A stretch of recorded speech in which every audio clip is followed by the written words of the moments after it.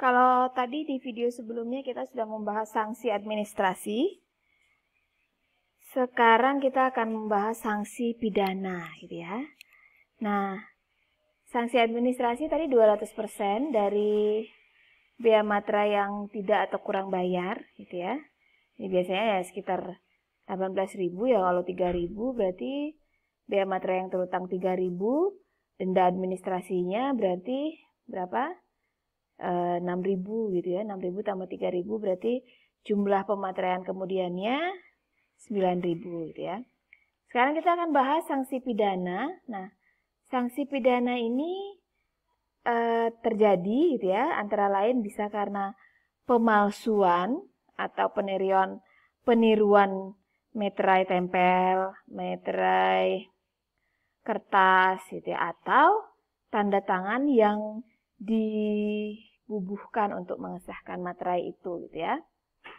Kemudian ada juga sanksi pidana akibat adanya sengaja menyimpan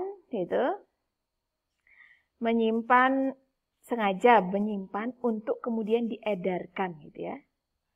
Materai palsu gitu ya. Ya, materai ini dipalsukan gitu ya. Yang dibuat dengan melawan ya sengaja dibuat gitu ya, materai palsu.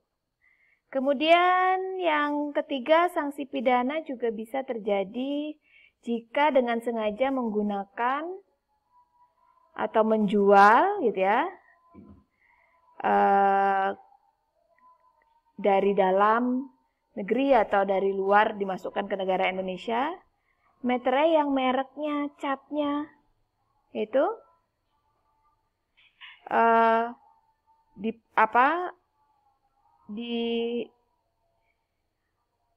seolah-olah materai tersebut belum dipakai gitu ya. Jadi sebenarnya sudah dipakai, tapi seolah-olah belum dipakai gitu ya. Ada tanda tangan sahnya dihilangkan, capnya dihilangkan gitu misalnya ya. Itu juga sanksi. Sehingga kalau sudah digunakan, materainya nggak boleh digunakan lagi. Jadi kalau tanda tangannya, ya kalau terjadi sengketa atau pengadilan itu diketahui materainya sudah pernah terpakai, kemudian dipakai, itu kena sanksi gitu ya. Nah, sanksi ini ada kepastian hukumnya di kitab Undang-Undang Hukum Pidana KUHP gitu ya, pasal 253 ya, denda kurungan dan penjara ya. Kemudian sanksi pidana lainnya bisa dengan cara melakukan pelunasan bea materai. Ini ada di pasal 7 ayat 2 PP 40 ya. Yaitu tanpa seizin PP 40 PP 24 tahun 2000 maksud saya, ini tanpa seizin Menteri Keuangan. Jadi ada cara lain melakukan pelunasan bea materai tapi tidak seizin Menteri Keuangan ya. Nah, ini dipenjara pidana paling lama 7 tahun ya. Siapa saja gitu ya. Ya, untuk sanksi administrasi ya pemegang dokumen. Nanti untuk sanksi pidana sesuai keputusan pengadilan. Ya. Ya berhati-hatilah. Tapi ya sepanjang tidak ada masalah gitu ya. Ini kalau bermasalah begitu akan terjadi seperti itu gitu ya. Kemudian daluarsa dari kewajiban pemenuhan bea materai ini 5 tahun. Ya, daluarsanya 5 tahun terhitung sejak tanggal dokumen tersebut dibuat. Oke. Nah, lain-lain yang perlu diperhatikan soal bea materai ini Ya, saya hanya ingat saya hanya summary-kan gitu ya. Jadi kalau transaksi intern perusahaan antara unit keuangan, unit produksi tidak perlu pakai bea materai gitu ya. Kemudian dari kantor pusat atau cabang gitu, Jika berdiri sendiri harus menggunakan bea materai, ya. Nah,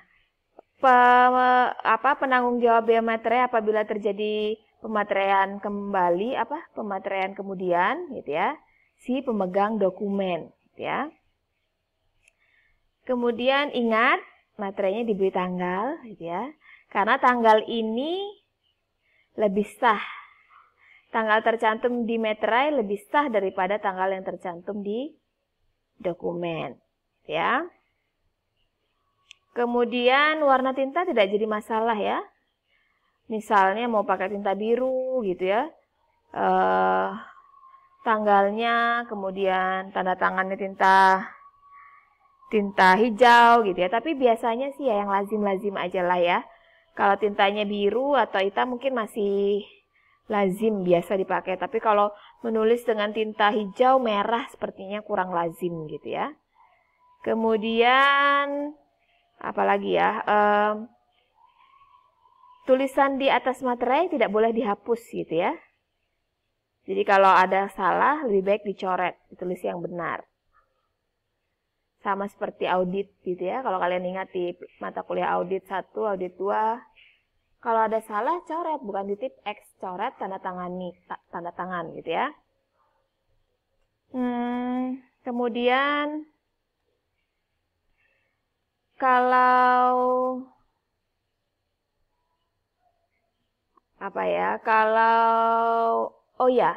biasanya ada